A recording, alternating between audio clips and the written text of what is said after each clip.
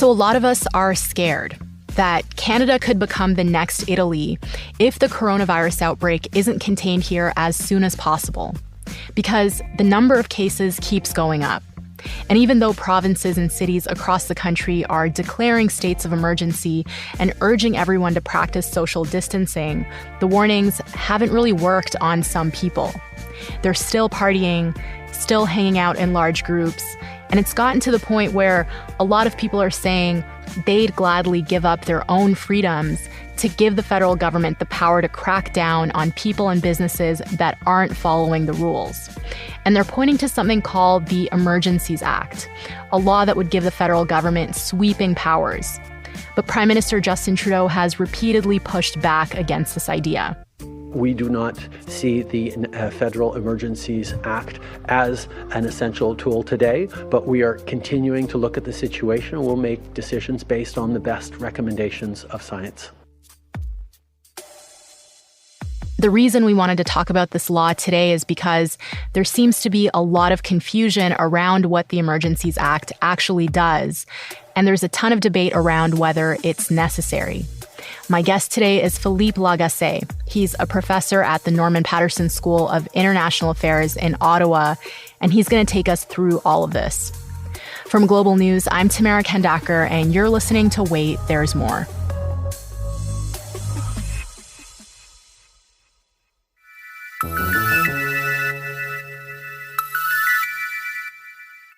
Hi, Philippe. Thank you so much for coming on the show. My pleasure. So people across the country are still congregating in big groups, even though we're not supposed to. There's the example of Vancouver's seawall over the weekend where tons of people were hanging out together. And there was this video going around of a large gathering in someone's backyard in Surrey in BC. Is this the Achilles heel of pandemic control in the region? 9:30 p.m. Sunday, and by far the busiest neighborhood in Vancouver is the downtown east side. Little evidence of social distancing. And a lot of people are kind of wondering why the government isn't stopping it. And so I wanted to start off by talking about how social distancing is being enforced right now. Can you talk to me a bit about the measures that have been implemented across the country to make sure that people are staying away from each other? Well, I think the first thing you have to recognize is that it depends on the person. So travelers coming from overseas are subject to the Quarantine Act. And as we saw in those cases, it's less of a recommendation and more of a requirement. But enforcing that becomes a little bit problematic, particularly at the federal level. It's a federal act. However, as we saw in Quebec just the other day, police were able to find and stop a woman who had violated the 14-day self-isolation that she was supposed to undertake. So the provinces and municipal police and provincial police do have powers available to them. Right. So that's a federal order, and it's the federal government telling people who are returning from abroad that they have to self-isolate for 14 days. Health Minister Patty Hajdu said on Monday that the government is considering much more stringent enforcement of this. Various different levels of government have various different quarantine acts and measures that could include up to and including financial monetary penalties and, in some cases, arrest. Let me be perfectly clear. We will use every measure in our toolbox at the federal level to ensure compliance. Right. So these are some of the additional steps that the orders of government, so both municipal, provincial, and federal, have been considering if they see that, look, people are simply not abiding by these rules. Thus far, governments have shied away from imposing that on a more regular basis, as we're seeing in Spain and Italy. But we've been hearing quite a few warnings now that that may be where they need to go. Okay, at this point, every province in the country and a lot of cities have declared states of emergency. And what could they do through those states of emergency when it comes to enforcing social distancing and making people stay at home? What do they have in common? Well, in effect, they allow the government to control certain activities of the population and to coordinate certain measures. So, for instance, most of these acts, as we're seeing, I'll use Ontario and Quebec as good examples, will allow the government, the executive, to order that certain businesses be shut. We must put Quebec on pause until Easter for a possible restart on April 13. So at midnight tomorrow, every non-essential economic activities must stop. So we've seen this. Everything except for what the government deems to be essential services can be told to shut down. Today, I'm ordering the mandatory closure of all non-essential workplaces in the province of Ontario. So they do have, through these emergency measures, the ability to restrict commerce, the ability to restrict movement, the ability to tell certain schools and other public sector institutions to just close down. So they have a number of things at their disposal in that sense. They also have the ability to undertake special payments and coordinating of certain functions within industry to try and get particular goods that they need, masks, other medical supplies, things of that nature. And equally important, they have the ability to tell certain people that are essential workers that you have to work. You have to do this to keep the economy alive. So they have that power as well. Yeah, so all these rules that have been set out by the provinces, how are they being enforced? And have we seen large-scale enforcement of these rules yet? As we might see pretty soon, they might start using this authority to impose fines. I wouldn't say we've seen large scale at all, and I think that's where these warnings are coming from. We're not at that stage yet. It hasn't gotten there yet. The governments are hoping that they can communicate the urgency of the matter sufficiently that people will fall into line and that people will respect it. But, as we're seeing it, people were told not to travel, and based on the estimates I've seen, approximately 300,000 people still went on March break. So I think we're aware of the fact that certain groups of people, and this is not a demographic question, it can be anybody, doesn't think this is serious or doesn't think that it applies to them. Right. So I know the U.S. is really struggling with this right now because there's a patchwork of rules across the country. States are kind of taking this seriously to varying degrees. But in Canada, do you think that there's a consistent enough approach right now across the country? Because I know that there are slight differences in these states of emergency that have been declared. The first order under this declaration will be the prohibition of organized public events of over 50 people. We are also reducing the size of gatherings effective immediately. People cannot gather in groups of more than 5. Right, and I think that's why you're seeing the provinces wanting to keep control of their own affairs. So just this morning, we saw that the Prime Minister had gotten off a call with the premiers about the possible invocation of the Emergencies Act at the federal level, and the provincial premiers, from what we're seeing based on the reports, weren't comfortable with that. Premier Ford as well yesterday indicated that he would rather maintain full control of how Ontario is dealing with the situation.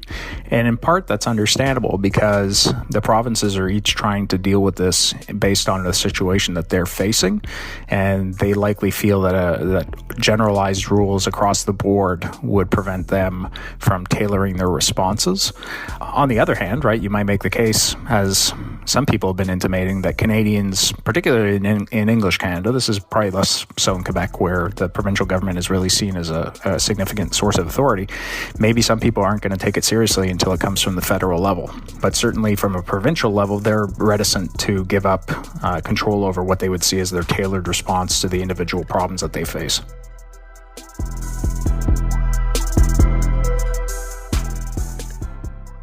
There has been no order from any level of government to shelter in place the way that we've seen in other places. So, under this executive order, all gatherings are canceled until further notice. This means no weddings, in-person services, or even parties. We need you to just stay at home. So stay home or face prosecution. So we're still only being asked to do these things. And there's this impression that I think with a lot of people that we won't face any consequences if we don't. And a lot of people believe that the emergency orders that have been set out by provinces are still too loose because even if we're not allowed to have large public gatherings, people can still technically go outside when they feel like it. And there are people saying that this just isn't enough because people are going to make all sorts of excuses to leave the house. And what we need is a full, quote unquote, lockdown, something like what China did in Wuhan, where everyone was forced to stay at home, or what's happening in Italy right now. They've charged almost 100,000 people for breaking the lockdown rules there. This type of enforced lockdown seems to be how other countries are slowing down the spread of COVID-19. Do you think that something like that is possible here in Canada?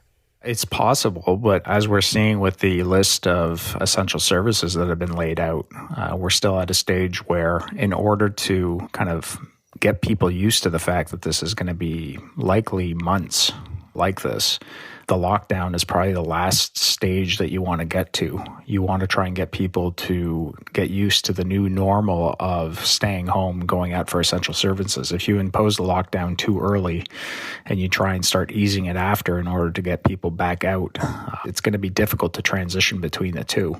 So for the moment, right, when you still want to keep essential services going and you've had governments telling people they don't need to worry about food, they don't need to worry about toilet paper, they don't need to worry about, being able to take a walk or whatever it is, to suddenly kind of ratchet that up without an exit plan is something that's going to give everybody pause. It's, again, a bit of a tragedy of these types of situations where until we reach an Italy situation where the news is no longer about the new restrictions and it's no longer about new infections, but it's about overwhelmed hospitals and corpses and things like that, maybe people won't take it seriously.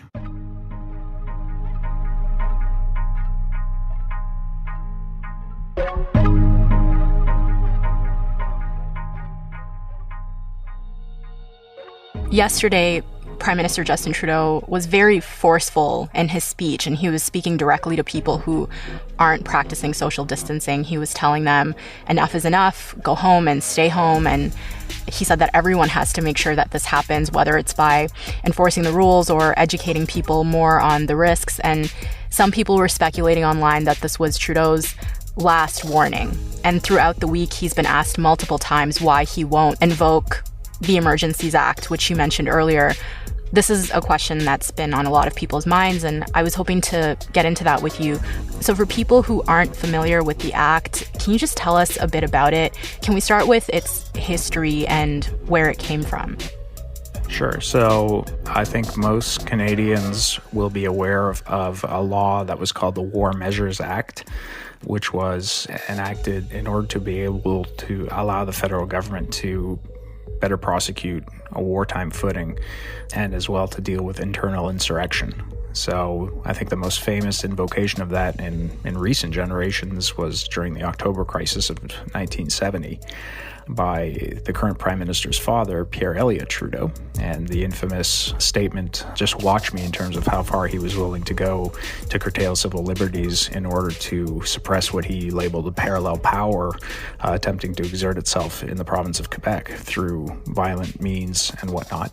And a number of people, particularly those in Quebec, will recall that a number of arrests were made of suspected people who might have had links to the FLQ, leftist groups, people who looked like people who might be involved with the FLQ. And so a significant infringement on civil liberties, and we can keep debating whether or not that was justified, but the fact of the matter is it was considered a significant kind of move by the government. And the key thing about the War Measures Act is that it predated the repatriation of the Constitution in 1982, and along with it, the Charter of Rights and Freedoms. So the War Measures Act, as it existed prior to the Charter of Rights and Freedoms, probably would have been brought down or considered unconstitutional or involve an unconstitutional imposition of rights. So you needed to craft better legislation in the aftermath of the Charter, but also in the aftermath of the October crisis and some of the criticism that was around how that power was used.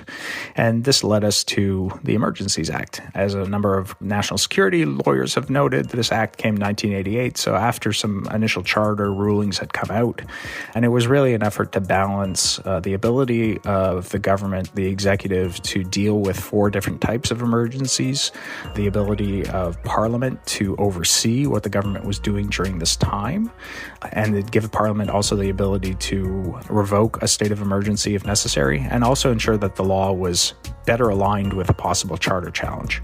So that's the history of the Act. We'll be right back.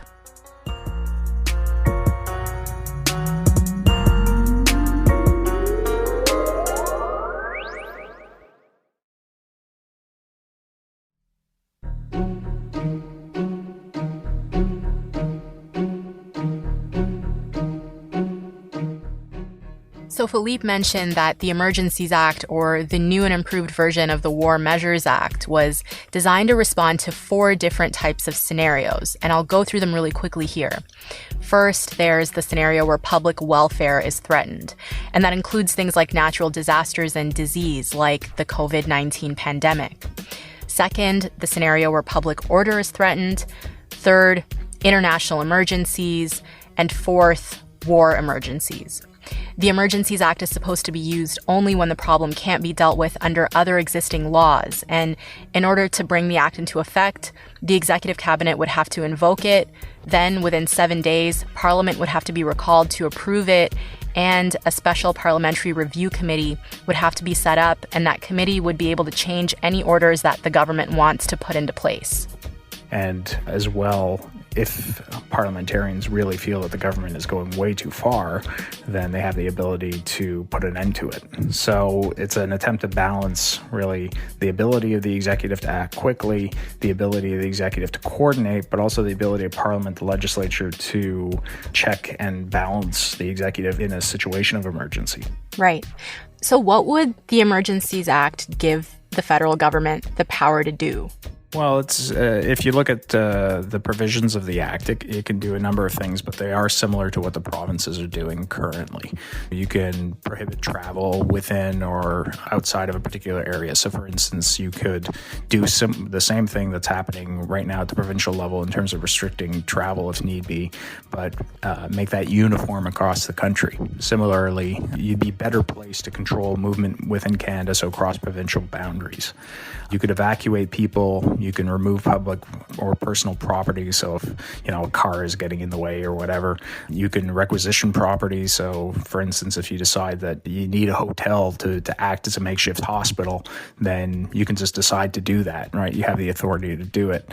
I think where it gets a little bit more important is in terms of a coordinating function for a number of other things. And that's really where the Act becomes useful.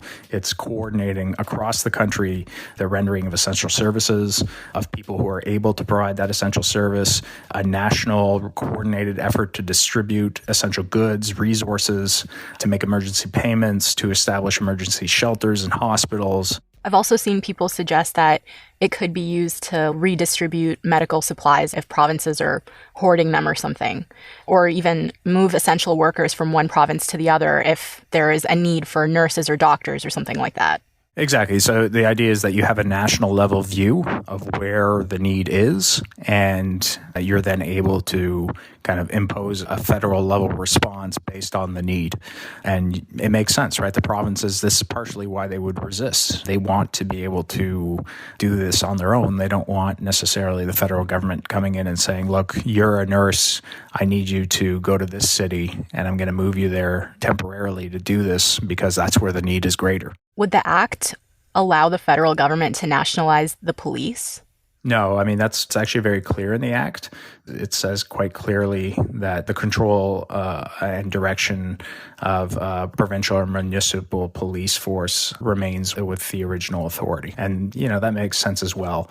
You can't have the federal government trying to run policing in, Moncton. I mean, at some level, you do need local level control of these things. Would the Emergencies Act have any kind of implications for the military? Could the military be used somehow as a result of this? Well, yes, but the military can already be used in a variety of ways. So under the National Defense Act, you can have the military provide assistance to law enforcement. You can also have the military tasked with public service. And there's a number of other authorities available to the government to do similar things. Where this would be different would be, here again, a coordinated national response. As a number of former military commanders have noted, the military still has international operations that are ongoing. It is still focused on maintaining those operations. It also needs to be ready to respond to anything else that happens. So if there's an earthquake or anything else, you still need the military to be able to respond to that. So the military will still be contingency planning. Where the military could provide kind of a coordinated national response is, as we're already seeing in the UK, transporting things from one place to the other. What you're seeing today is a British Army convoy delivering personal protective equipment right to the front line of the national response to the coronavirus. So if industry is buckling under the demands that are placed on them, then the military does have a fleet of trucks and people at its disposal that you can move things around from one place to the other. Similarly, they might be in a position to quickly set up shelters and makeshift hospitals, so that takes away from others that might have to do it. So really what the military provides in this type of situation is a pressure release. I think a number of people are concerned that soldiers are suddenly going to be patrolling with their weapons in Canadian cities and stopping people, and that this is going to be a power grab by the armed forces. And I would really stress to the greatest extent possible that that's the last thing the Canadian Armed Forces want to do. That is not what they see their mission is. It's not what they see their profession as. They can, in a pinch, be peace officers, but they are soldiers first and foremost, air people and sailors. They are there to fight and win wars. They're there to defend against traditional and some cyber threats and things of that nature. They don't see themselves as an internal constabulary force. They don't want to be that. So this idea that's floating around in some circles that, the military is suddenly going to be policing the country is A, not in keeping with the resources that the military has at its disposal here, and B, not in keeping with what the military would want to do in this situation.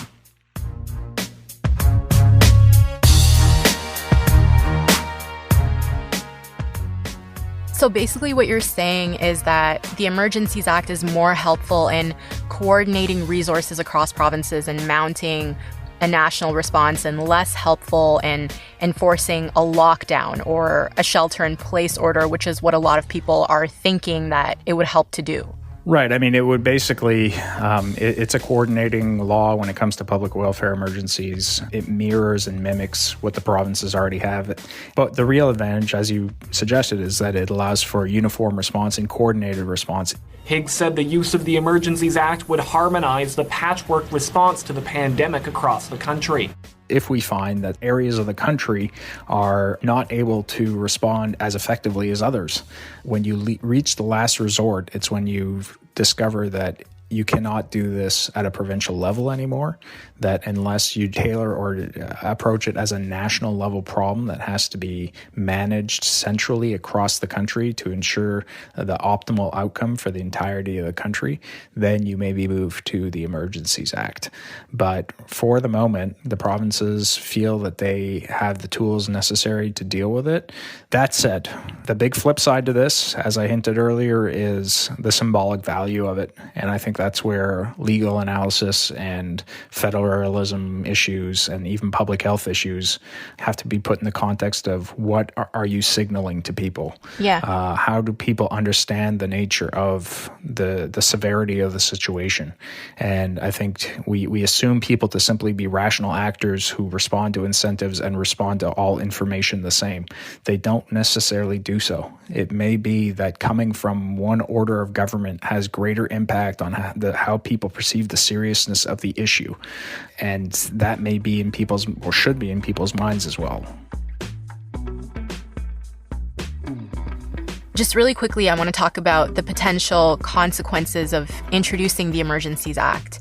A lot of people have been raising questions around civil liberties if the act is introduced. And on Sunday, the former Tory leader Rona Ambrose called on Trudeau to declare a state of emergency, and she tweeted, quote, "Tell us to shelter in place except for essential workers. We will not view this as an assault on our civil liberties." And a lot of the responses to that tweet were from people who believe that it would be an assault on civil liberties. And I just wanted to get your thoughts on that. What would be the risks to our civil liberties here? Well, I think that misconstrues the issue, and this is where a lot of confusion is reigning. The provinces still have the same powers to constrain your civil liberties. So all the provinces already have that authority currently. There's nothing that the federal government could do over and above that currently within a public welfare emergency situation. So this idea that somehow once the Emergencies Act is kicked in, then somehow your civil liberties are in jeopardy ignores the fact that they can already be limited currently under the provincial legislation. People saying that your civil liberties will only be limited once the act is in place place aren't paying sufficient attention to what the provinces can do on their own.